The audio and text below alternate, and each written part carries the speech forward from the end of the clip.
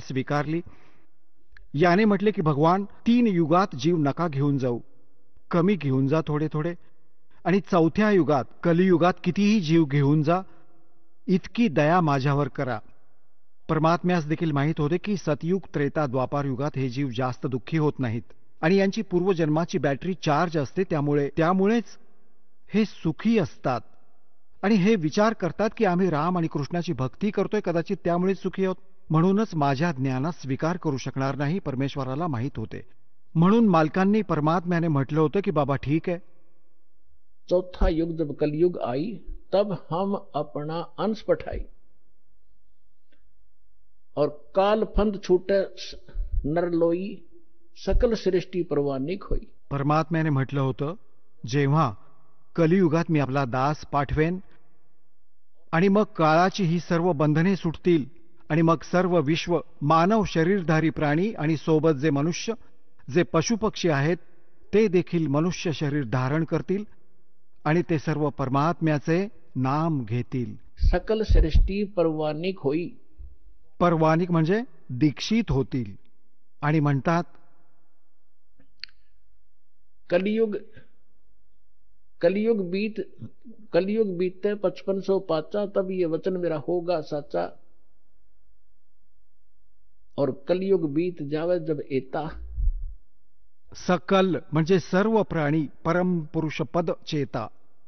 600 वर्षांपूर्वी मालकांच्या वाणीत लिहिलंय, कबीर वाणीमध्ये, सच्चिदानंद घनब्रह्मच्या वाणीत म्हणजे सूक्ष्म वेदात, त्या तत्वज्ञानात लिहिलं आहे. परमात्म्याने सांगितले होते, धर्मदासजींनी लिहिले होते. त्यात म्हटलं आहे की चौथा युग जब कलयुग आई तब हम अपना अंश पठाई और काल फंद छूटे नरलोई. नर नारी सर्वांचाच काळाचा फास सुटेल. जे याने जखडले आहेत, मूर्ख बनवून ठेवले आहे, बस इतकं सीमित करून ठेवलंय की हा तुझा मुलगा, ही तुझी मुलगी, ही तुझी कार, ही तुझी कोठी आहे. 1 मिनिटात मृत्यू झाला की चल सोड बेटा, आता हे सर्व माझं आहे, तू गाढव हो. तर ही चूक आणि आमच्या बाबतीत याने करून ठेवला होता धोका. या ज्ञानाने आता आमच्या खूप काही लक्षात येईल आणि आमची मुलंही सुरक्षित राहतील. आम्ही भक्ती करू. परमात्म्याला शरण येण्याने आमच्या प्रारब्धातील जी पापे होणार आहेत, जे मृत्यू होणार आहेत, अकाल मृत्यू किंवा अन्य काही अपंगत्व होणार आहे, ते होणार नाही. जेव्हा तुम्ही नियमित राहाल, खऱ्या विश्वासाने सद्भक्ती कराल, तर ती दुःखे टळतील. तुमची मुलं शेवटपर्यंत तुमच्या बरोबर राहतील जोपर्यंत, आणि तेही मुक्त होतील आणि तुम्हीही व्हाल जर सर्वच भक्ती करू लागलात तर. परमात्म्याने म्हटले होते की सकल सृष्टी परवानिक होई, काल फंद छूटे नरलोई. काळाचे जे बंधन आहे, जे याने कर्माने बांधून ठेवले, ते सर्व सुटेल आणि सारी सृष्टी उपदेशी होईल. कलयुग बीते 5505. धर्मदासजींना म्हटले होते कि कलयुग बीते 5505 तब ये वचन मेरा होगा साचा. आजपासून 600 वर्षांपूर्वी मालकांनी हे म्हटलं होतं की पूर्ण विश्व माझी भक्ती करेल कबीरांची, आणि सर्व त्या सतलोकातील त्या परमेश्वराचे, त्या परमपदाचे जाणकार असतील. सर्वांना ज्ञान होईल त्या परमपुरुषाच्या, त्या पदाचे, जे गीताध्याय नंबर 18च्या श्लोक नंबर 62 मध्ये म्हटलंय की हे अर्जुन, तू सर्व भावाने त्या परमेश्वराला शरण जा, ज्याच्या कृपेनेच तू परमशांतीला आणि सनातन म्हणजे शाश्वत स्थानाला प्राप्त होशील. गीताध्याय नंबर 15च्या श्लोक नंबर 4 मध्ये म्हटलंय की तत्वदर्शी संतांच्या प्राप्तीनंतर म्हणजे तत्वज्ञानाशी परिचित झाल्यानंतर परमेश्वराच्या त्या परमपदाचा शोध घ्यायला हवा, जिथे गेल्यानंतर साधक पुन्हा कधीही परतून संसारात येत नाहीत. आणि ज्या परमेश्वराने सर्व ब्रह्मांडांची रचना केली आहे, आपल्या विषयात गीता ज्ञानदाता म्हणतो 2ऱ्या अध्यायाच्या 12व्या श्लोकात, 4थ्या अध्यायाच्या 5व्या आणि 9व्या श्लोकात, 10व्या अध्यायाच्या 2ऱ्या श्लोकात की हे अर्जुन, तुझे आणि माझे खूप जन्म होऊन गेले आहेत, पुढेही होतील आणि आधीही आपण जन्म घेत होतो. म्हणून तो म्हणतो हे अर्जुन, तू सर्व भावाने त्या परमेश्वराला शरण जा, ज्याच्या कृपेने तू परमशांतीला आणि सनातन परमधामाला प्राप्त होशील. तर इथे परमेश्वर सांगत आहेत कि कलयुग बीत जावे जब एता 5500 वर्ष 5 वर्ष और तब सकल प्राणी उस परम पुरुष के परम पद चेता. त्या परमेश्वराचे, त्या परमपदाचे सर्व जाणकार होतील. कोणतं सतलोक आहे, कोणतं सचखंड आहे, जिथे आम्ही राहत होतो, जिथे जायचं आहे. तो जहां आशा ताबासा होई, मन कर्म वचन सुमरियो सोई. तर जो प्रसंग चालला आहे आपण तिथेच येऊ. आता तुमचे जे पूर्वजन्मीचे संस्कार आहेत, ज्या कारणाने तुम्हाला भक्तीची ओढ लागलेली आहे, दुर्भाग्य तुमचं की तुम्ही त्या नकली संतांकडे पोचलात. तर परमात्म्याने म्हटलं होतं की जेव्हा कलियुग 5505 सरेल त्यावेळी सर्व पंथ आणि सर्व जेवढेही धर्म आपले त्यांचे धर्मगुरू वर्तमान गुरु जे काही ज्ञान बाळगतात ते सर्व ऐकवून झाले असेल, त्यांची मोठाली पुस्तके बनवली गेली असतील, त्यानंतर माझा दास जाईल आणि त्याच सद्ग्रंथांना, ज्या सद्ग्रंथांवर प्रत्येक मानव आधारित आहे, जोही ज्या धर्माशी संबंधित आहे, त्यातूनच यथार्थ ज्ञान त्यांच्या समक्ष ठेवेन. त्यासाठी परमात्म्याने सर्वात आधी तुमच्याकरता हे इन्स्ट्रुमेंट्स बनवले, प्रोजेक्टर बनवले, टीव्ही चॅनल बनवले. दास, आपल्याला तर आता समजेल की हे काय होत आहे, आणि तुम्हाला इतके ज्ञान तर आहे की आजपासून 10-12 वर्षांपूर्वी यांचे नामोनिशाण नव्हते. आणखी मागे जाल तर तेव्हा विचारही नव्हता की हे असे इन्स्ट्रुमेंट्स बनतील, आणि जर मानव बनवू शकत असता तर बऱ्याच आधी बनवले असते. हे परमात्म्याने दिलेले ज्ञान बुद्धी आहे. पूर्ण विश्व त्याची बालके आहेत. कुठूनही कोणत्याही क्षेत्रातून, पृथ्वीच्या कुठल्याही कोपऱ्यातून याने इन्स्ट्रुमेंट्स आपल्या कोणत्याही बालकाकरवी बनवले. हे गॉड गिव्हन माइंड आहे. मानवी जीव स्तराचा हे बनवू शकत नाही. हे अशासाठी बनवलं जाते की आधी तुम्हाला शिक्षित केलं. आता या दासाचा जन्म 1951 मध्ये झाला. तोवर शिक्षणाचं नावही नव्हतं.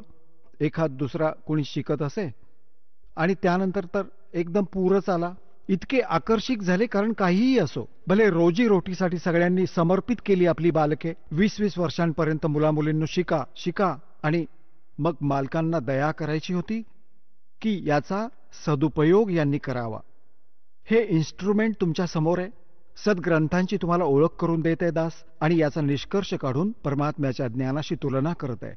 तर या मनुष्य जीवनाचे मूळ उद्दिष्ट हेच आहे की तुम्ही भक्ती करून इथून पिच्छा सोडवून घ्या, आणि ज्या कुटुंबाला तुम्ही सुखी आणि धनी पाहू इच्छिता, तोही भगवानामुळेच होत असतो.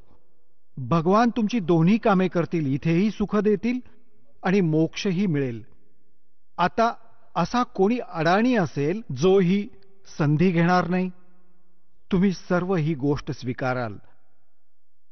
तर आता प्रसंग असा चालला होता की आपण जेव्हा सतलोकातून आलात, आपण भक्तीचे धनी होतो.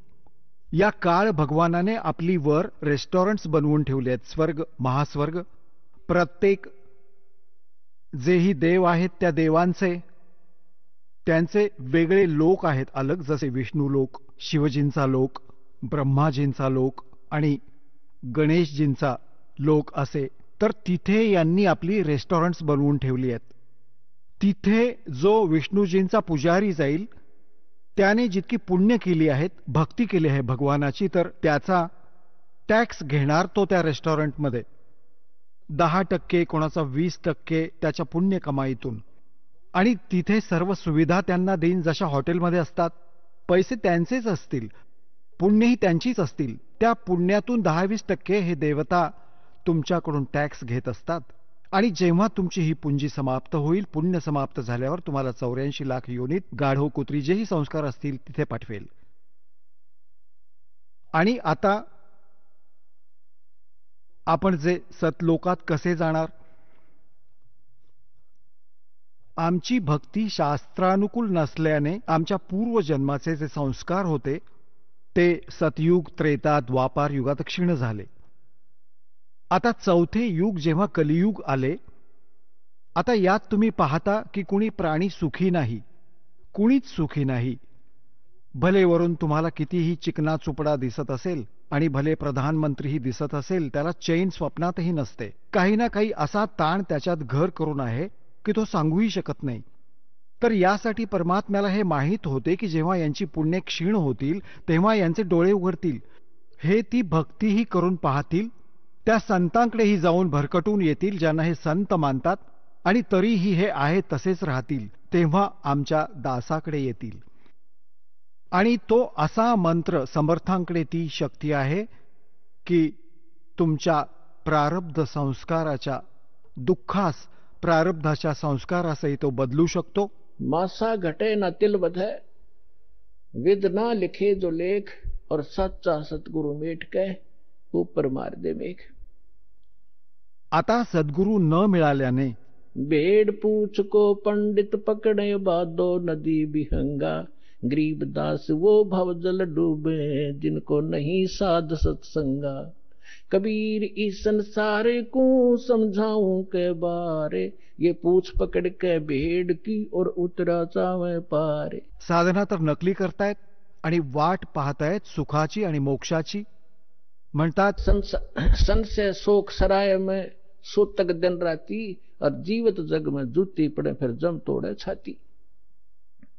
सत्साधना न केल्याने नेहमी तुमचे संशय आणि शोक ही दुःख कायम राहतील आणि जीवित जग में जूती पड़े, इथे वेगळे कष्ट भोगाल, और फिर जम तोड़े छाती. यमाचे दूत पुढे खूप दुःखी करतील जे सत्साधना नाही करणार. तर इथे काय सांगतात परमात्मा,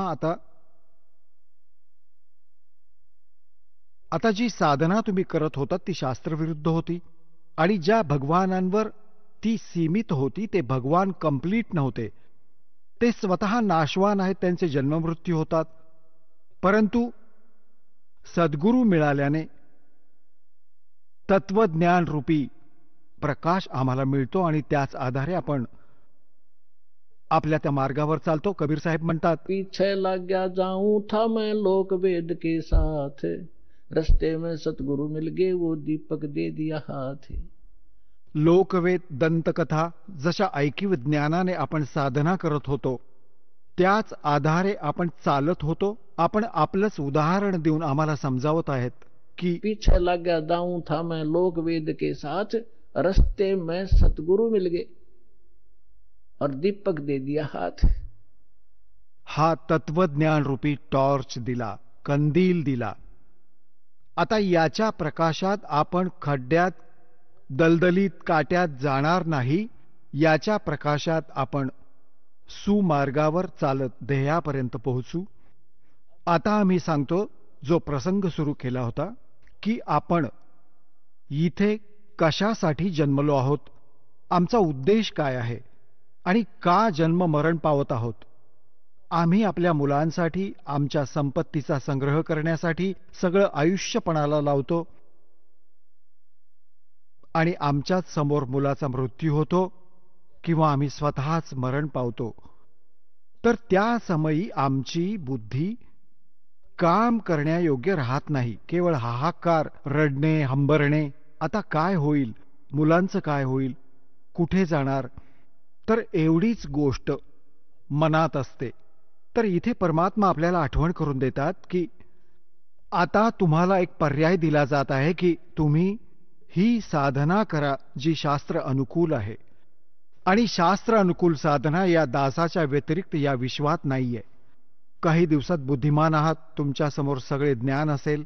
त्या महापुरुषांबाबतही सांगतो दास सोबतच की हे मंत्र सांगतात, हे मंत्र सांगतात, हे ज्ञान ऐकवतात आणि हे वास्तविक ज्ञान आहे, हा वास्तविक मंत्र आहे, हे आपले सद्ग्रंथ प्रमाणित करतात. आणि हा त्याच महापुरुषांनी त्या मंत्रांचा जप केला ज्यांना तुम्ही मोक्ष प्राप्त मानता.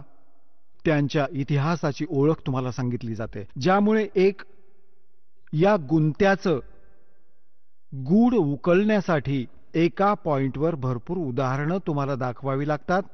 तेव्हा मागचा रंग धूसर होतो आणि तेव्हा जाऊन कुठे हे ज्ञान ग्रहण होतं. तर जो प्रसंग चालला आहे की आम्ही जसे बरेच भक्त सांगतात की तुमचं जसे कबीरपंथीयांना आमचे भक्त भेटतात, ह्या राधास्वामीवाल्यांना, धनधन सद्गुरूवाल्यांना, यांनीच जास्त त्या सतलोकाचा ठेका घेऊन ठेवलाय कबीरपंथी.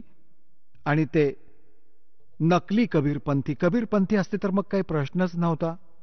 पंथ म्हणजे मार्ग, वे, जो भगवानांनी रस्ता दर्शवला कबीर साहेबांनी, तो कबीर पंथ आहे. जो कबीरजींद्वारा दिलेला मार्ग आहे ते कबीरपंथी म्हटले जातात.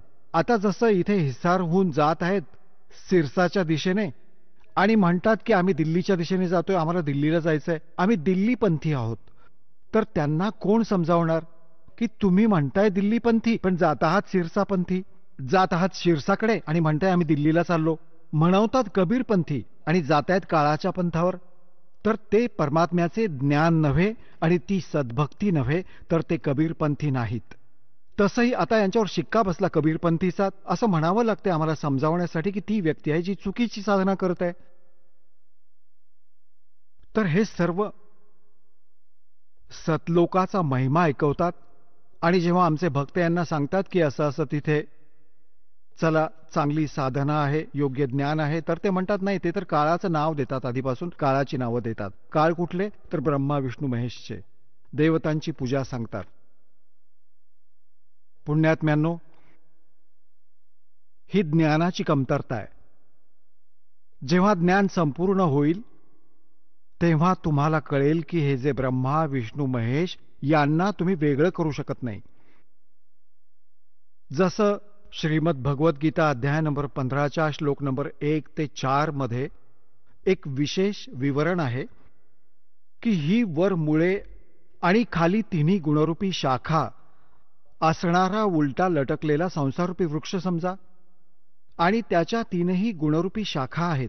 इतके गीता ज्ञानदाता केवळ एवढेच ज्ञान ठेवतो की वर तर मूळ आहे समजा, आणि मूळ हे दृढ आहे, तो अविनाशी भाग आहे जो मूळ आहे या संसाररूपी वृक्षाचे, आणि जो मूळ मालक आहे ते जे मूळ आहे त्यानेच सर्वांचे धारण पोषण करणारे तेच आहेत. कारण की पूर्ण वृक्षाला झाडाला मुळातूनच आहार प्राप्त होतो, खुराक मिळतो. गीताध्याय नंबर 15 श्लोक नंबर 16 आणि 17 मध्ये 3 पुरुष सांगितलेत, क्षरपुरुष, अक्षरपुरुष, आणि 17व्या श्लोकात सांगितलं की उत्तम पुरुष तो अन्य हा. क्षरपुरुष आणि अक्षरपुरुष याहून कोणी अन्य आहे, उत्तम पुरुष श्रेष्ठ भगवान, आणि तोच तिन्ही लोकात प्रवेश करून सर्वांचं धारण पोषण करतो.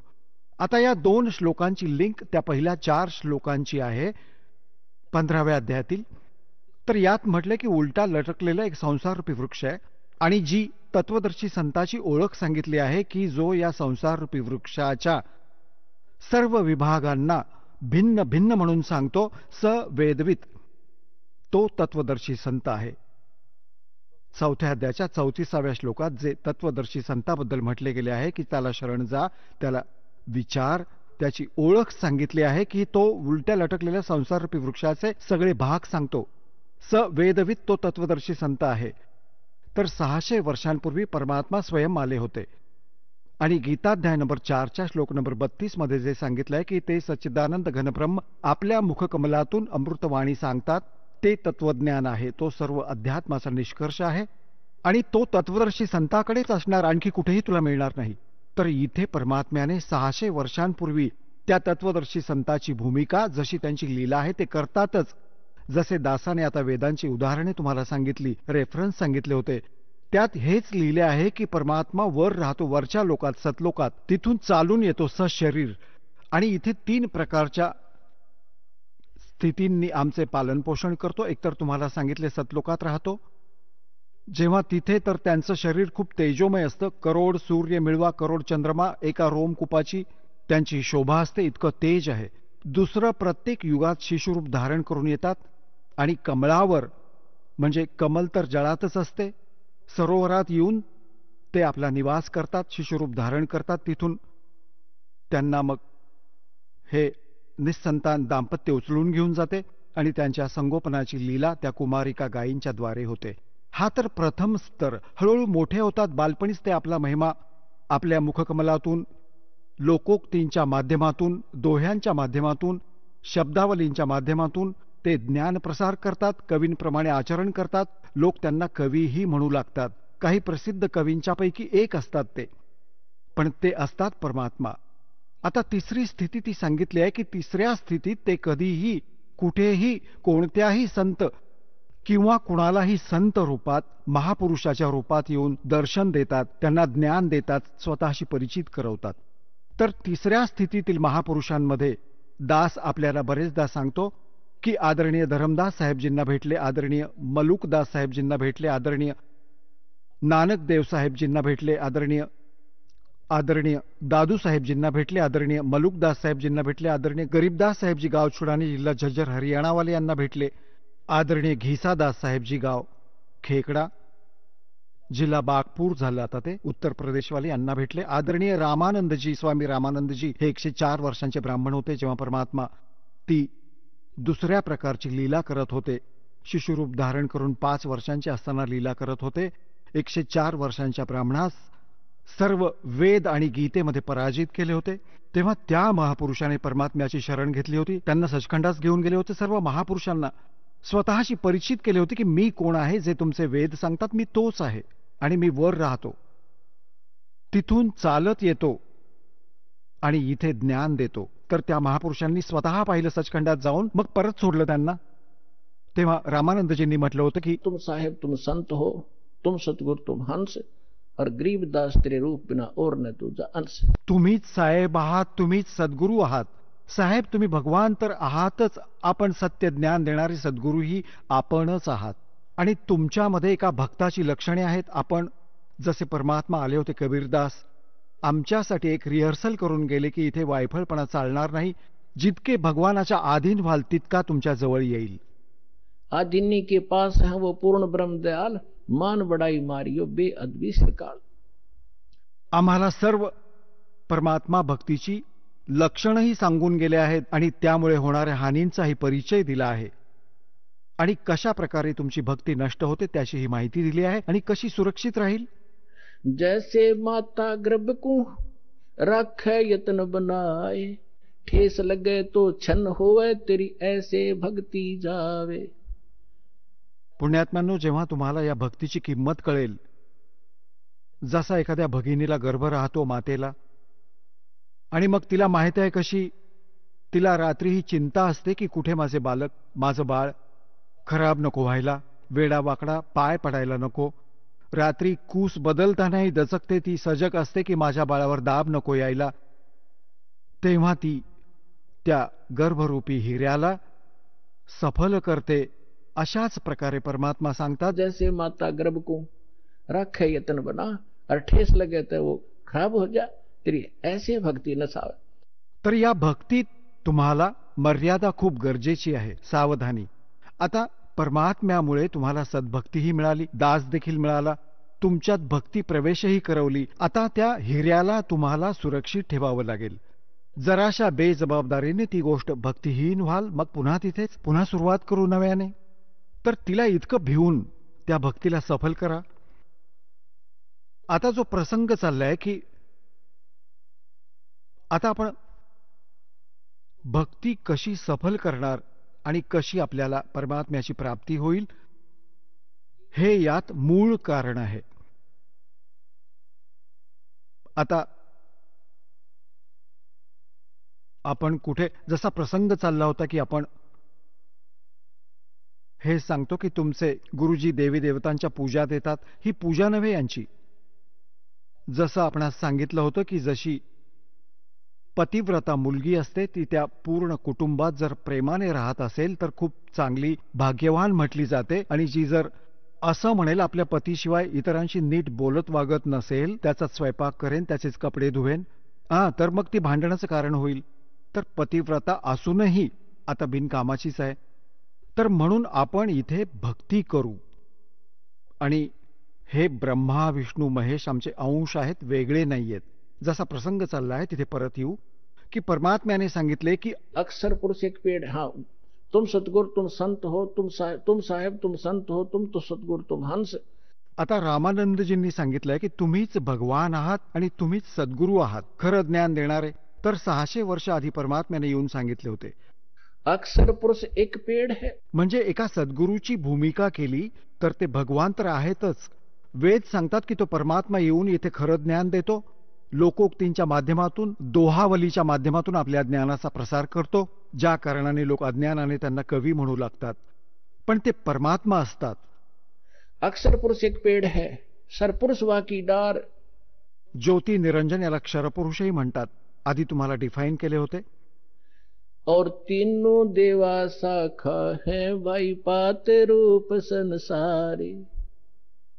उलटा लटकलेला संसाररूपी वृक्ष जो जमिनीतून बाहेर दिसतो त्याला डिफाईन केले परमेश्वराने की अक्षरपुरुष हे खोड, अक्षरपुरुष एक खोड, त्यातून एक मोठी फांदी निघाली जी ज्योती निरंजन हा क्षरपुरुष समजा. मग त्या जाड फांदीच्या 3 शाखा आहेत, रजगुण ब्रह्मा, सद्गुण विष्णू, तमगुण शिवजी. आणि पातरूपी त्या 3 शाखांच्या पुढे मग आपण पाने आहोत. आता इथे यांची ही जी धारणा किंवा विचार चूक आहे ते दास क्लिअर करू इच्छितो की जसे आपण एखादे भक्तिरूपी रोप लावू, म्हणजे एखादं रोप आणलं आंब्याचं आणि त्याला मुळाच्या दिशेने रोवायला हवं, यात शहाणपणा आहे खड्ड्यामध्ये. आणि मुळांवर सिंचन करायला पाहिजे. तर मुळांवर सिंचन केलं तर खोडही, फांद्याही आणि पानंही मोठी होतील, ते झाड बनेल. आणि आम्ही काय करून ठेवलंय की आम्ही रोप उलटं लावलं भक्तिरूपी. आम्ही जर ब्रह्मा विष्णू महेश या शाखांना इष्ट मानलं आणि त्यांना खड्ड्यात टाकलं, यांना खड्ड्यात टाकलं आणि मुळं केली वरच्या बाजूला आणि आम्ही सिंचन करू लागलो यावर. याचं तुम्हाला चित्रच दाखवतो, पटकन लक्षात येईल. हे बघा, आम्ही रोप कसं लावायला हवं होतं आणि कसं लावलं पहा. हा संसार रूपी एक वृक्ष आहे. हे आहे ऊर्ध्वमूलम अधशाखम, वरती मूळ आणि खाली शाखा असणारा हा उलटा लटकणारा संसार रूपी वृक्ष आहे. आणि परमात्म्याने त्याला डिफाईन केलं आहे. अक्षर पुरुष एक पेड़ है, सरपुरुष वाकी डार. अक्षर पुरुष एक पेड़ है, ही परमात्म्याची वाणी आहे. निरंजन म्हणा, क्षरपुरुष म्हणा. वाकी डार और तीनों देवा शाखा है ये पात रूप संसार. या जमिनीच्या बाहेर जो दिसून येतो त्याला झाड म्हणतात. अक्षर पुरुष एक पेड़ है, सरपुरुष यानी ज्योत निरंजन वाकी डार और तीनों देवा शाखा है ये पात रूप संसार. आम्ही इथे आहोत, पर्णरूपी संसार. आणि जो तिन्ही लोकात प्रवेश करून सर्वांचं धारण पोषण करतो तो आहे उत्तम पुरुषत्व अन्य. हे आहे जड मूळ, सर्वांचा मालक. इथून आम्हा सर्वांना आहार मिळतो. म्हणजे या क्षरपुरुष, अक्षरपुरुष आणि ब्रह्मा विष्णू महेश पर्यंतचा पालकही तोच आहे, पण थ्रू प्रॉपर चॅनल आपल्यापर्यंत पोहोचतो. आता जसं श्रीमद भगवद्गीता अध्याय नंबर 3 मध्ये श्लोक नंबर 10 ते 15 पर्यंत विशेष विवरण आहे की जेव्हा हे ब्रह्माजी प्रजापित्याने सगळ्यात आधी सृष्टी रचून त्यांना संदेश दिला होता की तुम्ही आपले यज्ञ अनुष्ठान करा आणि त्याद्वारे देवतांना वाढवा, शास्त्रानुकूल साधना करा आणि देवतांना खुश करा. आणि असे वाढलेले देवता तुम्हाला न मागताही इच्छित फळ आणि भोग देऊ करतील. आणि जे आपल्या संस्कार प्रारब्धात मिळालेले आहे आणि त्यातून जो दान धर्म पुण्य करत नाही तो भगवानांचा चोर आहे.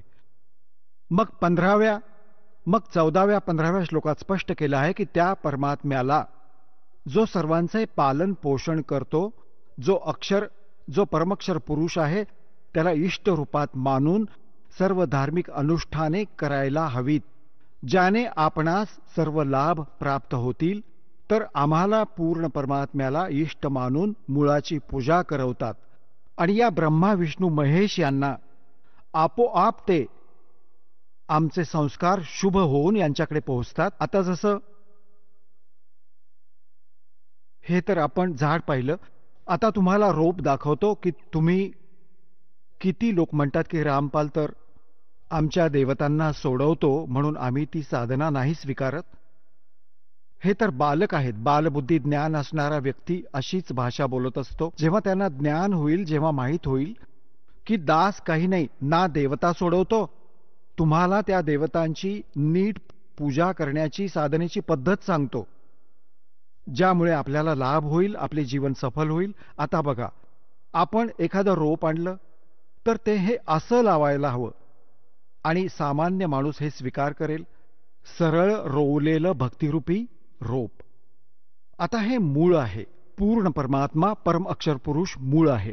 ते कुंडीत किंवा खड्ड्यात लावलं आणि पाणी घातलं सद्भक्तीचं तर या मुळापासून मग हे सर्व देवता, या तीनही देवता शाखा ह्या वाढल्या, झाड बनलं, झाड होऊन मग फळे यांना लागतील, यांना फांद्यांना ब्रह्मा विष्णू महेश यांना.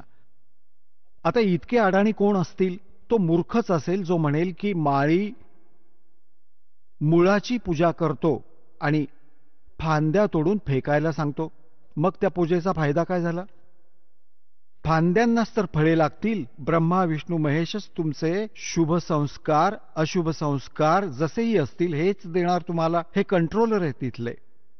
आणि जेव्हा आपण शास्त्रानुकूल साधना करू तर सर्व शुभच शुभ असेल. मग ते जातील त्यांच्याकडे आणि हे परत तुम्हाला देतील. जशी मुळाची पूजा केली, हे एक एक्झाम्पल आहे, एक उदाहरण आहे की मूळ पुजल्याने त्या फांद्यांना मग फळे येतील आणि ती फळे आपोआप लागतील. ते फांद्यांच्या अखत्यारीत नसेल. म्हणजे तुमचे शुभ संस्कार असतील तर ब्रह्मा विष्णू महेश तुम्हाला देणारच देणार. भले कुठेही बसलेले असा, भले जंगलात बसा, तिथेही आणून देतील तुम्हाला. हे त्यांचं कर्तव्य आहे. आता तुम्ही कसं करत आहात आणि दास काय करवून घेऊ इच्छित आहे हे पहा. तुम्ही हे असं करत आहात. तुम्ही काय केलं आहे की भक्तिरूपी रोप म्हणजे सत्साधना शास्त्रविरुद्ध केली आहे. तुम्ही ब्रह्मा विष्णू महेश यांना इष्ट मानलंय आणि हे कुंडीत लावलं फांद्यांना आणि यांची पूजा सुरू केली, मूळ सोडून दिलं. हे तुमचं भक्तिरूपी रोप वाळून गेलं, ज्या कारणाने तुम्हाला कसलाही आध्यात्मिक लाभ प्राप्त होत नाहीये. दास म्हणतो तुम्ही त्याला असं करा बस. हे ब्रह्मा विष्णू महेश आहेत, यांना फळे लागतील या फांद्यांना आणि न मागताच तुम्हाला फळे मिळतील जेव्हा तुम्ही या मुळाची पूजा कराल. एक कैसा दे सब सधै, एक कैसा दे सब सधै और सब साध्य सब जावे. माली सिंचै मूल को हो, फुले फुले गए. इतकीशी गोष्ट आहे. आणि हे आमचे शास्त्रानुकूल ज्ञान आहे आणि शास्त्रानुकूल साधना आहे. प्राप्त करा आणि आपलं कल्याण साधा.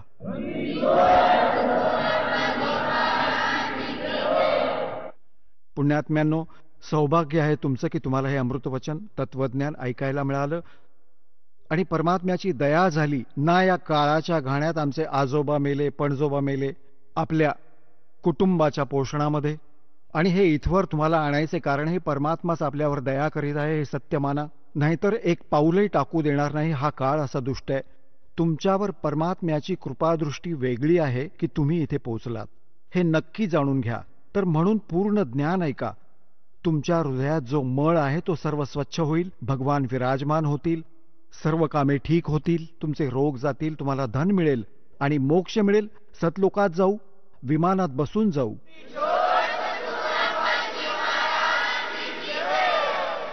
चला आता आपण त्या श्रद्धाळूंचे अनुभव जाणून घेऊयात ज्यांनी जगद्गुरू तत्वदर्शी संत रामपालजी महाराजांकडून दीक्षा प्राप्त केलेली आहे, तसेच त्यांच्याद्वारा सांगितलेल्या भक्ती मार्गावर चालत आहेत. नमस्कार. नमस्कार. आपलं नाव? माझं नाव विश्वास शामराव सत्रे. आपण कुठून आलात? दहिवडी, सातारा जिल्हा या ठिकाणावरून आलो. आपला व्यवसाय काय आहे? 2017ला आर्मी रिटायर्ड झालो. आता कापड दुकान आहे. संत रामपालजी महाराजांची गुरुदीक्षा आपण कधी घेतली? संत रामपालजी महाराज यांची गुरुदीक्षा 16 जानेवारी 2010ला घेतली. संत रामपालजी महाराजांची गुरुदीक्षा घेण्या अगोदर आपण व आपला परिवार कोणती भक्ती साधना करत होतात? संत रामपालजी महाराज यांची गुरुदीक्षा घेण्या अगोदर मी सर्व देवी देवतांची पूजा करत होतो आणि आमच्या घरामध्ये देवीचं स्थान असल्या कारणाने आमचे वडील पुजारी आहेत आणि बाकी सर्व वारकरी संप्रदायात आमच्या परिवारातील आहेत. मी सुद्धा वारकरी संप्रदायामध्ये गुरुधारण केलेले आहेत. हनुमान चालिसा ही माझी कंठस्थ होती. रोज नित्यनियमाच्या आधारे हनुमान चालिसाचं मी वाचन करत होतो, पठण करत होतो आणि आदित्य हृदय स्तोत्रम हे सुद्धा सकाळचं रोज नित्यनियमाने करत होतो. एक मनाला शांती भेटत होती, पण मला आर्थिक आणि मानसिक कोणताही लाभ प्राप्त होत नव्हता. ह्या घरामध्ये आमच्या देवीचं स्थान असल्या कारणाने 15 ते 16 गाव आमच्या त्या मंदिरामध्ये येत होते आणि त्या ठिकाणी सर्व लोक आल्यानंतर वडील आमचे पुजारीची सेवा करत होते आणि अशा वेळेला आमच्या भावांचा मृत्यू झाला, वहिनींचा मृत्यू झाला, तरीसुद्धा त्या ठिकाणी अजिबात तिथं त्यांना रक्षा झाली नाही. त्यानंतर मला फार दुःख झालं. आपल्या भावाला सुद्धा कोणी वाचवलं नाही, वहिनीला सुद्धा कोणी वाचवलं नाही आणि आमचे चुलते सुद्धा डोळ्याच्या समोर त्यांचाही मृत्यू झाला, चुलतीचा सुद्धा मृत्यू झाला.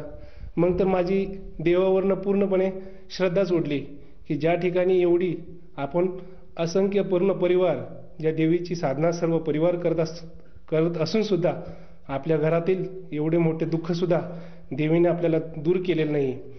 त्यामुळे मला कुठेच म्हणजे घरामध्ये तर त्या म्हणजे अजिबातच विश्वास राहिला नाही. असं करता करता परमात्म्याच्या कृपेने मी फार प्रयत्न करत होतो. परत नंतर वारकरी संप्रदायात आल्यानंतर आषाढी वारीला जाणं, दिंडीला जाणं, एकादश व्रत करणं, निरंकार उपवास करणं, अशा प्रकारचे भरपूर प्रयत्न करत होतो की थोडी तरी मला शांती भेटेल, थोडं तरी मला बाबा एक परमात्म्याच्या कृपेने मानसिक शांती भेटेल. पण कोणत्याही ठिकाणी भेटत नव्हतं. सर, जसं आपण सांगत आहात की पूर्वीपासूनच आपण भक्तिमार्गात होतात आणि विशेष करून आपल्या वडिलांना पुजारी म्हणून संबोधित केलं जात होतं. त्याचप्रमाणे ग्रामदेवक ज्या देवी होत्या त्या देवीचं आपल्या वडिलांना पूजा करण्याचा मान होता, सन्मान होता आणि बरेचसे अनुयायी आपल्या वडिलांची असताना आपण जी वारकरी संप्रदायामध्ये जी भक्ती करत होतात त्याचप्रमाणे आपण देवीची सुद्धा भक्ती करत होतात. त्यातून आपल्याला कुठल्या प्रकारची शांतता लाभली नाही. आपल्या ज्या मनातले प्रश्न होते त्याचे उत्तर आपल्याला मिळाले नाहीत. तर मला असं विचारायचं आहे की संत रामपालजी महाराज यांचा जो मार्ग आहे, यांची जी सद्भक्ती आहे, याच्याबद्दल आपल्याला माहिती कशी मिळाली आणि आपण त्यांच्याबरोबर कसे जुडले गेलात? संत रामपालजी महाराज यांची गुरुदीक्षा मला 2009 मध्ये जून महिन्यामध्ये माझा मित्र दिल्लीमधून जम्मूमध्ये पोस्टिंग असताना तो ड्युटीवरती आल्यानंतर आमचं दोघांचं एकत्रित ट्रेनिंग चालू होतं. अशा वेळेला ट्रेनिंग चालू असताना त्यांच्याकडे भक्ती सौदागर संकेत असं गुरुजींचं बुक होतं. ते बुक मला भेटल्यानंतर मी त्यांना प्रार्थना केली की हे बुक मला वाचण्यासाठी द्या, मला ह्यामध्ये फार काहीतरी आहे. मग मी ते बुक वाचायला सुरुवात केलं. थोडं 4-4 पेज वाचन करून मी 2 महिन्यामध्ये पूर्ण वाचन केलं. वाचन केल्यानंतर मला पूर्ण गुरुजींनी, सद्गुरू रामपालजी महाराज यांनी पूर्ण शास्त्राच्या आधारे पूर्ण प्रूफसहित ज्ञान दिलं आणि हे सर्व मी जे करत आहे पूर्ण शास्त्राच्या विरुद्ध दिसल्यानंतर मला फारच असंख्य आतल्या आत मला फार दुःख झालं की आजपर्यंत आपल्याला हे ज्ञान का भेटलं नाही. मग ह्यासाठी मी आश्रममध्ये गुरुजींना फोन केला. रामपालजी महाराजांच्या त्या ठिकाणी फोन केल्यानंतर मी विचारलं की हे ज्ञान मला आजपर्यंत भेटलंच नाही. मग ते म्हटले तुम्ही आश्रममध्ये या, तुमच्या मनातील शंका समाधान करा आणि त्यानंतर तुम्ही गुरुदीक्षा घ्या. मग मी 2010 16 जानेवारीला गुरुजींच्या जगद्गुरु तत्वदर्शी संत रामपालजी महाराज यांचा 3 दिवसाचा सत्संगचा कार्यक्रम चालू होता. त्यावेळेला मी त्या ठिकाणी गेल्यानंतर मला सत्संग श्रवण केल्यानंतर मग त्या ठिकाणी मी गुरुजींची गुरुदीक्षा घेतली. सर, जसं तुम्ही सांगत आहात की संत रामपालजी महाराजांचं भक्ती सौदागरास संदेश हे पुस्तक आपण आपल्या मित्राद्वारे प्राप्त केलं आणि त्यातलं जे ज्ञान आहे ते आपण वाचलं. त्या ज्ञानानुसार आपल्याला कळालं की संत रामपालजी महाराज जी भक्तिविधी देतात ते पूर्णपणे शास्त्रांच्या आधारावर आहे. त्यानंतर आपण संत रामपालजी महाराजांशी बरवाला स्थित त्यांच्या आश्रमात जाऊन नामदीक्षा घेतली. तर मला असं विचारायचं आहे की जेव्हा आपण संत रामपालजी महाराजांची नामदीक्षा घेतली त्यानंतर आपल्याला व आपल्या परिवाराला काय काय अनुभव आलेत आणि काय काय लाभ प्राप्त झालेत? 2010 जानेवारी ह्या वेळेला मी गुरुदीक्षा घेऊन घरी आल्यानंतर मी ते अनमोल बुक आमच्या परिवाराला सर्वांना दिलं आणि त्यांना सर्वांना सांगितलं हे गुरुजींनी, सद्गुरू रामपालजी महाराज यांनी हे पूर्ण शास्त्राच्या आधारे पूर्ण परमेश्वराचं ज्ञान दिलेलं आहे, वाचन करा. वाचन केल्यानंतर आमचे मेहुणे त्यांना पॅरालिसिस झाला होता आणि गुरुजींच्या प्रवचनाच्या आधारे, सत्संगच्या आधारे ऐकलं होतं. यजुर्वेद अध्याय 40 मध्ये परमेश्वराने सांगितलं होतं की मी माझ्या साधकाला सर्व रोगातून, दुःखातून, कष्टातून मुक्त करतो आणि आयुष्य जरी संपलं तरी मी त्याला 100 वर्ष आपल्या कोठ्यातून देऊन त्यांना सद्भक्ती देऊन मी अमरलोकी घेऊन जातो. असं 6 वेळा सांगितलं होतं. मग आमचे मेहुणे पूर्णपणे आजारी होते. त्यांना पूर्णपणे पॅरालिसिस झाला होता एक साईडने, आणि दुसऱ्या साईडने त्यांना पूर्णपणे अल्सरचा आजार झाला होता. आणि अशा परिस्थितीमध्ये त्यांना मुंबईमध्ये भरपूर त्यांना ट्रीटमेंटसाठी भरपूर घेऊन गेलो, पण काही त्या ठिकाणी त्यांना आराम पडला नाही. अखेरीस त्यांना ह्या ठिकाणी वडूज काटकर हॉस्पिटल ह्या ठिकाणी त्यांना ॲडमिट केलं होतं. आणि मी त्यावेळेला त्यांना बुक दिलं हॉस्पिटलमध्ये, वाचन करा म्हटलं, कारण पूर्ण परमेश्वराचं अनमोल ज्ञान आहे. त्यांचं वाचन हॉस्पिटलमध्ये झाल्यानंतर डॉक्टरांना आम्ही प्रार्थना केली की आता आम्ही आमच्या पेशंटला डिस्चार्ज करायला मागत आहे, कारण आम्ही आता आमच्या पूर्ण परमेश्वर, पूर्ण परमात्मा स्वरूप जगद्गुरु तत्वदर्शी संत रामपालजी महाराज यांच्याकडे जाणार आहोत, तर आम्हाला डिस्चार्ज द्या. तर ते म्हटले की आम्ही तुमची गॅरंटी घेणार नाही, तुमच्या पेशंटला काही झालं तर आम्ही गॅरंटी घेणार नाही. असं म्हटल्यानंतर आम्ही म्हटलं ठीक आहे, आता आम्ही आमचं निवारण आमच्या परमेश्वर स्वरूप संत रामपालजी महाराज यांच्याकडे जाणार आहोत. तर त्यांनी त्यावेळेला आम्हाला डिस्चार्ज दिला. मग आम्ही त्यावेळेला मार्चमध्ये त्यांना हरियाणामध्ये बरवाला या ठिकाणी जगद्गुरु तत्वदर्शी संत रामपालजी महाराज यांचं 3 दिवसाचं प्रवचन होतं. त्या ठिकाणी ते प्रवचन सर्वांनी अटेंड केलं. 1 दिवस अटेंड झाल्यानंतर दुसऱ्या दिवशी त्यांनी अटेंड करून गुरुजींची गुरुभक्ती घेतली. त्याच दिवशी जगद्गुरु तत्वदर्शी संत रामपालजी महाराज ह्यांच्या आशीर्वादाच्या माध्यमाने त्यांचा पूर्णपणे पॅरालिसिस पण क्लिअर झाला आणि अल्सर पण क्लिअर झाला. आणि त्या तिसऱ्याच दिवशी आम्ही माघारी येताना घरी आल्यानंतर पूर्ण रिपोर्ट चेक केले. डॉक्टरसुद्धा अचंबित झाले, असं कसं झालं? तर पूर्ण परमेश्वरांचे जगद्गुरु तत्वदर्शी संत रामपालजी महाराजांच्या कृपेच्या आधारे त्यांचा पॅरालिसिस पण क्लिअर झाला आणि अल्सरचा आजार पण क्लिअर झाला. ह्या माध्यमाने आम्ही आणखीन दृढ झालो, कारण परमेश्वराचं विधान मला लक्षात आलं की परमेश्वराने 6 वेळा सांगितलेलं आहे यजुर्वेद अध्याय 40 मध्ये की मी माझ्या साधकाला सर्व रोगातनं, दुःखातनं, कष्टातनं मुक्त करतो. आणि ते पूर्ण सिद्ध, ते पूर्ण झाल्यानंतर माझी आत्मा आणि हे ज्ञान एकदम दृढ होऊन सद्भक्तीला लागलो. आणि ह्याच्यानंतर परमेश्वराच्या सद्मार्गात आल्यानंतर 2014 मध्ये मी आर्मीमध्ये असल्याकारणाने माझी ड्युटी चौकीबाल ह्या ठिकाणी JNK जम्मू काश्मीर या ठिकाणी पोस्टिंग होतो. अशा ठिकाणी डिसेंबर महिन्यामध्ये 31 डिसेंबरला बॉर्डरवरनं बर्फाच्या इलाक्यात असल्याकारणाने आम्हाला खाली उतरवलं. आणि मार्चमध्ये 1 मार्चला आम्हाला वरती सांगितलं की आता तुम्हाला पोस्टावरती जायला लागणार आहे. तर त्यावेळेला आम्ही जात असताना रस्ता बनवत आम्ही आमच्या पोस्टवरती गेलो. आम्ही आमच्याबरोबर जेवढं घेतलेलं साहित्य सर्व त्या ठिकाणी ठेवलं आणि आम्ही परत माघारी आम्ही खाली बेसवरती येत होतो. येत असताना गुरुजींनी दिलेला आम्हाला गुरुमंत्र आम्ही करत खाली येत होतो. आणि अशाच वेळेला पूर्णपणे स्लायडिंग झालं. बर्फाचं एवढं स्लायडिंग झालं की ते स्लायडिंग बघून सर्वजण घाबरले. आणि त्या अशा परिस्थितीत सर्वजण सैरावैरा धावू लागले. पण परमेश्वर स्वरूप जगद्गुरु तत्वदर्शी संत रामपालजी महाराजांची गुरुभक्तीच्या आधारे मंत्र चालू होता. परमेश्वराने अशा परिस्थितीमध्ये अचानकच पूर्णपणे ते आलेलं पूर्ण तुफान क्षणार्धात थांबवलं आणि सर्वांच्या जीवात जीव आला आणि सगळ्यांना जीवनदान झालं. नाही तर त्या क्षणालाच मी भक्तिमय मार्गात नसतो तर त्यावेळेलाच माझा मृत्यू झाला असता आणि मला आज ह्या ठिकाणी तुमच्या समोर सुद्धा येता आलं नसतं. हा सगळ्यात मला पहिलं जीवनदान आर्मीमध्ये भेटलेलं आहे. दुसरं जीवनदान आर्मीमध्ये मला अशा प्रकारे झालं की मी गाडीच्या माध्यमाने बसून एक म्हणजे पोस्टावरून खाली येत होतो आणि पोस्टावरून खाली येत असताना गाडीमध्ये प्रॉब्लेम झाला आणि गाडीत प्रॉब्लेम झाल्यानंतर आम्ही सर्वजण गाडीतनं खाली उतरलो आणि माझ्या बॅगमध्ये गुरुजींनी दिलेला सद्गुरू रामपालजी महाराज यांची भक्ती घेतल्यानंतर जो फोटो दिला जातो आणि गुरुजींचं आरतीचं बुक दिलं जातं ते माझ्या बॅगमध्ये होतं. आणि ते बॅग आमची गाडीमध्ये होते आणि गाडी चढायलाच पूर्णपणे अशा प्रकारे उभी राहिली, म्हणजे त्याच्यामध्ये प्रॉब्लेम आल्यामुळे उभी राहिल्यानंतर मला लक्षात आलं की काहीतरी प्रॉब्लेम आहे.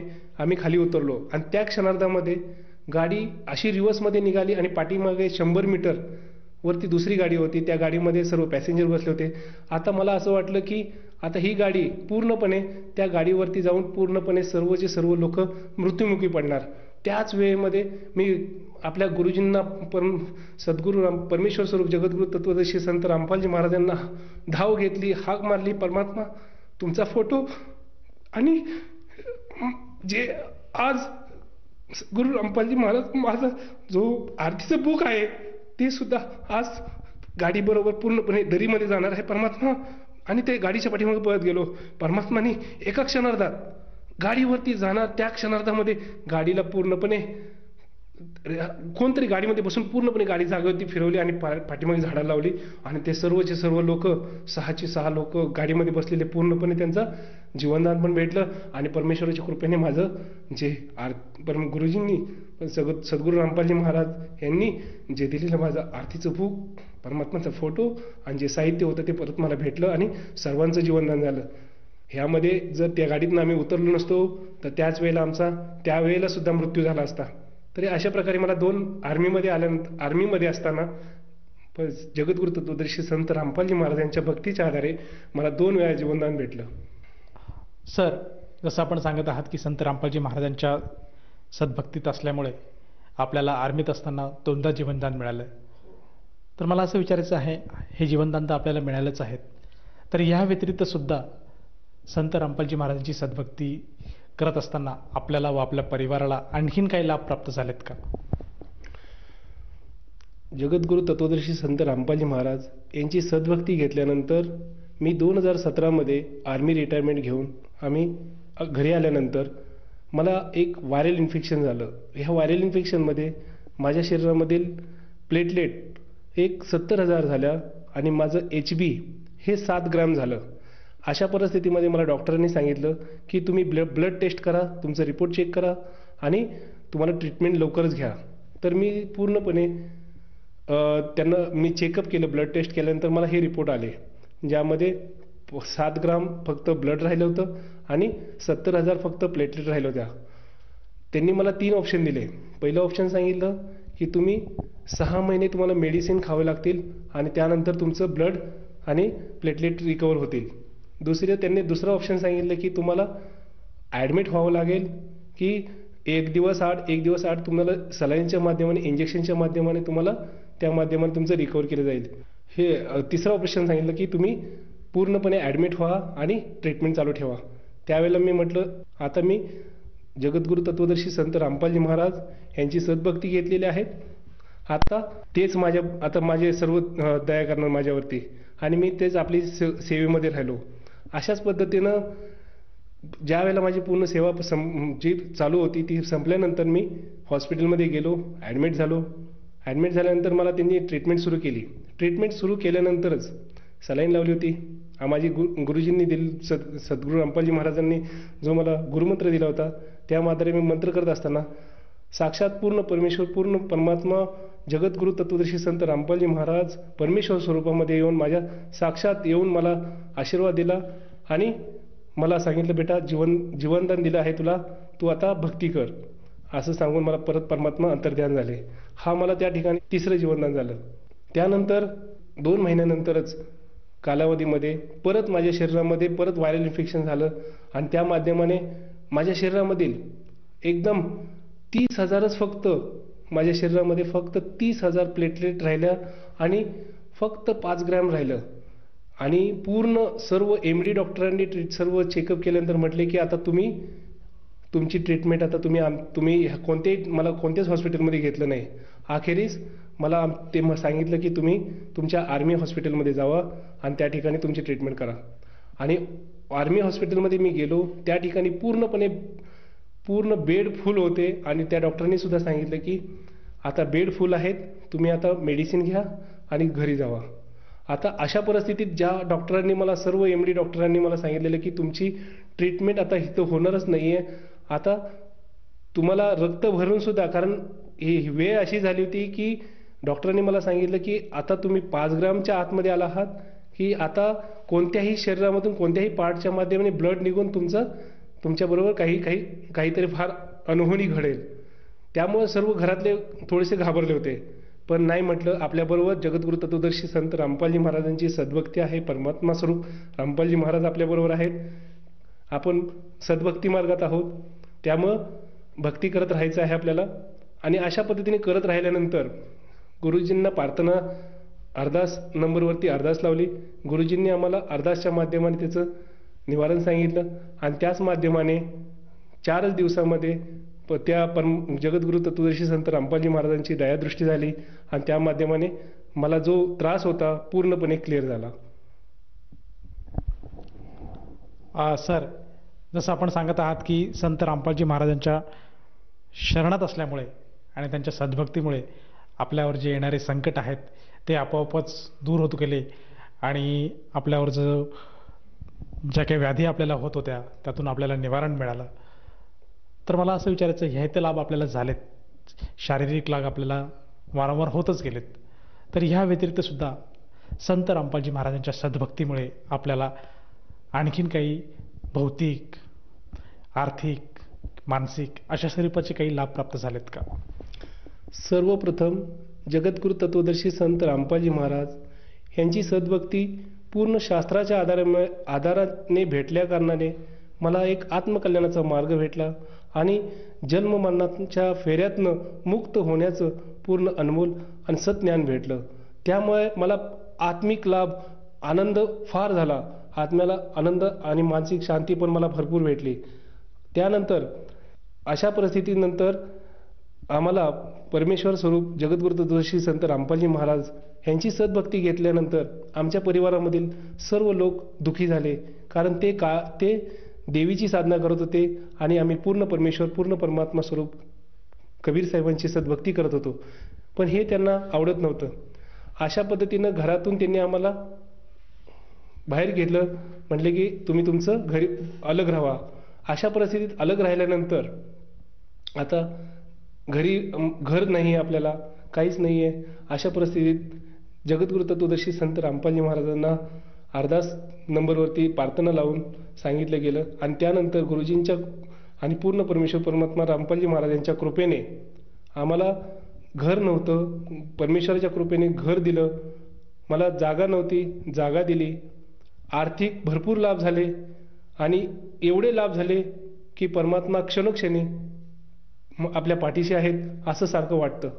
ह्या करोना कालामध्ये माझ्यावरती एक करोनाचं संकट आलं. ह्या संकटामध्ये मी ब्लड टेस्ट केले. ह्या टेस्टच्या माध्यमाने मला सांगितलं गेलं की तुम्हाला करोनाची चाचणी करा आणि तुम्ही हे चेकअप केल्यानंतर मला शरीरामध्ये फार त्रास सुरू झाला, छातीमध्ये वेदना सुरू झाल्या, माझा श्वास पूर्णपणे एवढा दम लागायला लागला मला की 4 कदम सुद्धा चालू शकत नव्हतो. अशा परिस्थितीमध्ये मी फार दुःखी झालो आणि अशा परिस्थितीमध्ये मी जगद्गुरु तत्वदर्शी संत रामपालजी महाराज यांचा अरदास नंबरवरती जो प्रार्थना क्रमांक आहे ह्या नंबरवरती प्रार्थना करून गुरुजींना प्रार्थना केली आणि सांगितलं की मला अशा प्रकारची वेदना आणि मला करोनाचा त्रास सुरू आहे. त्यावेळेला गुरुजींचं उत्तर आलं की अशा भक्ती करत राहा, परमात्मा दया करणार. त्यानंतर त्याच दिवशी त्रास सुरूच होता, मी गुरुजींची सद्भक्ती चालूच होती, पण त्याच वेळेला परमेश्वराने साक्षात जगद्गुरु तत्वदर्शी संत रामपालजी महाराज यांनी साक्षात परमेश्वर स्वरूप आले आणि ज्या छातीमध्ये असंख्य वेदना होत होत्या त्या वेदनेवरती हात ठेवला आणि आशीर्वाद दिला आणि त्या क्षणार्धात माझ्या छातीमध्ये जी असंख्य वेदना होत्या त्या पूर्णपणे बऱ्या झाल्या आणि आज मी तुमच्यासमोर पूर्णपणे ही माझं जे परमेश्वर स्वरूप संत रामपालजी महाराजांनी जे दुःख निवारण केलेलं आहे हे सांगण्यासाठी आज तुमच्यापर्यंत आलो. सर, जसं तुम्ही सांगत आहात की संत रामपालजी महाराजांच्या सद्भक्तीमुळे आपल्याला व आपल्या परिवाराला असंख्य लाभ प्राप्त झाले, शारीरिक, मानसिक, आर्थिक हे सर्व प्रकारचे लाभ आपल्याला संत रामपालजी महाराजांच्या सद्भक्तीमुळे मिळाले. तर ह्या अनुषंगाने आपण आपले जे सहकारी होते, आपले जे मिलिटरीमधले, त्याचप्रमाणे जो आपला मित्रपरिवार आहे, आपले आप्तेष्ट आहेत, आपले जे नातलग आहेत आणि जो भक्त समाज आज आपल्याला टीव्हीच्या माध्यमातून बघत आहेत, त्यांना आपण प्रामुख्याने काय संदेश द्याल? जगद्गुरु तत्वदर्शी संत रामपालजी महाराज यांची सद्भक्ती पूर्ण शास्त्राच्या आधारे, पूर्ण समाजामध्ये सर्व सद्ग्रंथांच्या आधारे, सर्व टीव्ही चॅनल्सच्या माध्यमाने सर्वांच्या समोर मांडलं गेलेलं आहे. तर सर्व मानव समाजाला मी विनंती करू इच्छित आहे की सर्वांनी सद्ग्रंथाच्या आधारे गुरुजींनी दिलेलं ज्ञान श्रवण करावं आणि सद्भक्ती मार्ग स्वतःहून निवडावा आणि स्वतःहून आत्मकल्याण करावं. तर आज आपल्याला परमेश्वराच्या कृपेने जे शिक्षण दिलेलं आहे, ह्या शिक्षणाचा वापर आज आपल्याला हे ज्ञान शास्त्राच्या आधारे आहे का नाही हे बघण्यासाठी आपल्याला दिलेलं आहे शिक्षण. तर ह्या शिक्षणाचा वापर ह्या ठिकाणी करून सर्वांनीच पूर्ण परमेश्वर, पूर्ण परमात्मा, पूर्ण ह्यांची शास्त्राच्या आधारे सद्भक्ती घेऊन आपल्याला जो मानव जीवनाला जन्म मरणाचा जो आजार लागलेला आहे, ह्या आजारातून सर्वांनी मुक्त होण्यासाठी जगद्गुरू तत्वदर्शी संत रामपालजी महाराज ह्यांची सद्भक्ती घेऊन आपलं आत्मकल्याण करावं. सर, जसं तुम्ही सांगत आहात की आज मानव समाजाने संत रामपालजी महाराजांची जी शिकवण आहे, जे ज्ञान आहे, त्या ज्ञानाला अनुग्रह घेतला पाहिजे, त्या ज्ञानाला समजून घेतलं पाहिजे आणि त्यानुसार सर्व मानव समाजाने संत रामपालजी महाराजांची सद्भक्ती स्वीकारायला हवी. तर ह्या अनुषंगाने जर एखाद्या साधकाला असं जाणवत असेल की त्याने सुद्धा संत रामपालजी महाराजांची नामदीक्षा घ्यावी, तर तो साधक किंवा ती व्यक्ती संत रामपालजी महाराजांची नामदीक्षा कशी घेऊ शकेल? आज जर टी व्ही चॅनल्सवरती माझा इंटरव्ह्यू जर सर्वजण अटेंड करत असाल, तर ह्याच टी व्ही चॅनलवरती टी व्हीच्या स्क्रीनवरती जे नंबर्स येतात, ह्या नंबर्सवरती सर्वांनी कॉन्टॅक्ट करावं आणि त्या कॉन्टॅक्ट नंबरवरती कॉन्टॅक्ट करून तुम्ही ज्या ठिकाणी आहात त्या ठिकाणचा तुम्हाला नामदान सेंटरचा पत्ता दिला जाईल आणि त्या पत्त्यावरती तुम्ही कॉन्टॅक्ट करून तुम्ही सद्भक्ती त्या ठिकाणी घेऊ शकता. सर, जसं तुम्ही सांगत आहात की संत रामपालजी महाराजांच्या दयेने आज महाराष्ट्रामध्ये प्रत्येक जिल्ह्यामध्ये नामदान केंद्राची सुविधा उपलब्ध आहे आणि आपल्या टी व्हीच्या स्क्रीनवर जे काही नंबर फ्लॅश होत आहेत, त्या नंबरपैकी कुठल्याही एखाद्या मोबाईलवर जर आपण फोन केला तर आपल्याला जवळच्या नामदान केंद्राची माहिती मिळेल आणि तेथे जाऊन तो साधक नामदीक्षा घेऊ शकेल. परंतु मला असं विचारायचं आहे की या नामदीक्षेसाठी त्या साधकाला तेथे किती पैसे मोजावे लागतील? जगद्गुरू तत्वदर्शी संत रामपालजी महाराज यांचे महाराष्ट्रामध्ये तसं भारतामध्ये असंख्य ठिकाणी नामदान केंद्र आहेत. कोणत्याही नामदान केंद्रावरती निशुल्क सेवा दिली जाते. ह्या ठिकाणी आपल्याला गुरुजींचा फोटो दिला जातो, त्यानंतर भक्तिबोध बुक दिलं जातं, गुरुमंत्र दिला जातो, गुरुमंत्र कार्ड दिलं जातं. हे आपल्याला सर्व निशुल्क दिलं जातं. ह्या ठिकाणी कोणताही खर्च या कोणतेही पैसे घेतले जात नाहीत. धन्यवाद. धन्यवाद.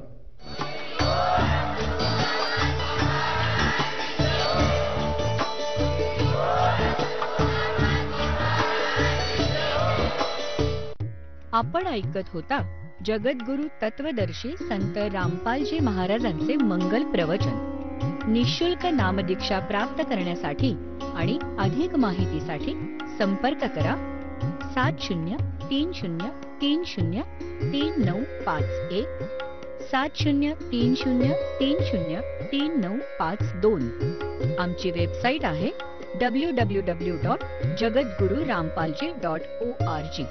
सर्व पवित्र धर्मांच्या व पवित्र शास्त्रांवर आधारित प्रमाणित अनमोल पुस्तक ज्ञानगंगा किंवा जगण्याचा मार्ग यापैकी कोणतेही एक पुस्तक निशुल्क मागवण्यासाठी आम्हाला आपले पूर्ण नाव, पूर्ण पत्ता, पिनकोड सहित आणि फोन नंबर लिहून 7030303951 7030303952 नंबरवर SMS करू शकता किंवा आम्हाला 70303039